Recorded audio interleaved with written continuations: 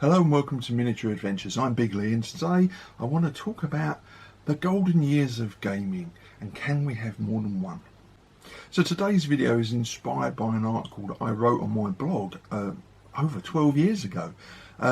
It was itself inspired by an article that I'd read in a gamer magazine, Flagship I think it was called, ran from about the mid-80s to about 2010 if I recall, and it was focused on board games, role-playing games, collectible card games, computer and online games.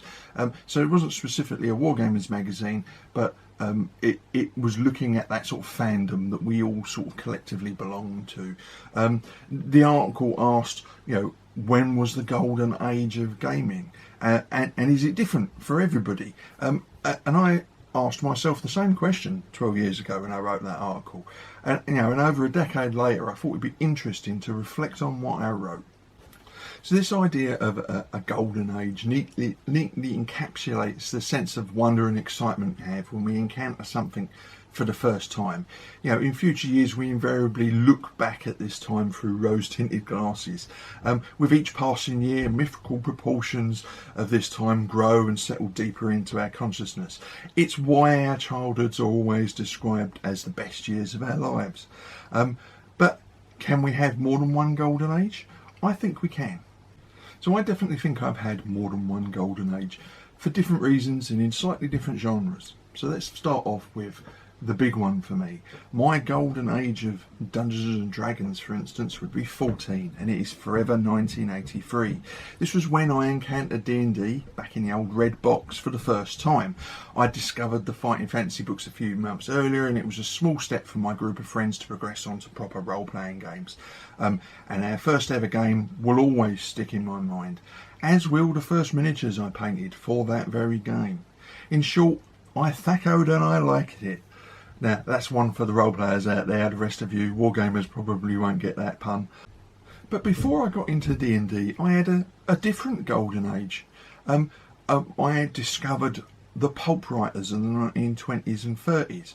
Writers like Robert E. Howard, H.P. Lovecraft, Edgar Rice Burroughs. They're still my favourites today, and I still love that style of fiction. Ironically, my love of those pulp authors that led me to the more scholarly works of the likes of Tolkien and so on. But I still love that sort of fiction. And I do look back on that age when I was discovering those books and getting stuff from my dad's collection and other places and the library and so on. And I still look on that with a great sense of fondness and wonder. Obviously, I was looking and reading authors that wrote 50, 60, 70 years before me. But for me, that was my discovery point for those books, and that was my golden age of pulp fiction. But going back even further, before I got into pulp fiction, way back into the 70s, was my golden age of science fiction. Now this was a time when I was transfixed, as were most kids my age, by films like Star Wars and Close Encounters. In fact, I'd suggest there have been two golden ages of sci-fi for me. The first is in the movies, and the second many years later when I sort of transitioned and started reading the science fiction works of Philip K. Dick and Isaac Asimov and the likes. I still love science fiction, but nothing will ever beat that moment I first saw a Star Destroyer slipping across the screen. So now we're going to skip forward a little bit. After D&D, unlike some of my wargaming buddies and contemporaries, my introduction to wargaming was through role-playing games. As a very young child, I'd always had Airfix plastic figures and I made up my own rough sort of rules. In fact, see a video I did on the elastic band gun. Check that one out. But I'd never really played proper tabletop war games until much later. So back in the 80s, my gaming group that were playing role-playing games was looking around for other sorts of games that we could play. And we ended up settling on Warhammer Fantasy Battle. It was sort of a gentle jump from fantasy role-playing games to fantasy wargaming. And while I look on that period very, very fondly, I have to compartmentalise it and say that it was a golden age of fantasy wargaming for me. My golden age of historical wargaming would come later still. But I do look back on that time with my buddies from school, many of whom I still know and play role-playing games with, when we first started collecting armies and painting on a big scale, and first started to, well, I won't say play across the table because we didn't have a suitable table. We used carpet tiles to lay out, and we would have to crawl around on the floor. My knees are screaming just thinking about that time, but nonetheless I still look back on that period very, very fondly. So while I have said, you know, I think I need to compartmentalise this golden age of wargaming for me, because that was my period of fantasy wargaming 30 odd years ago, and then I got into historical wargames, and ironically, unlike everything else, my golden age isn't associated with when I first got into historical wargames. I would actually suggest that my golden age of historical wargames is now.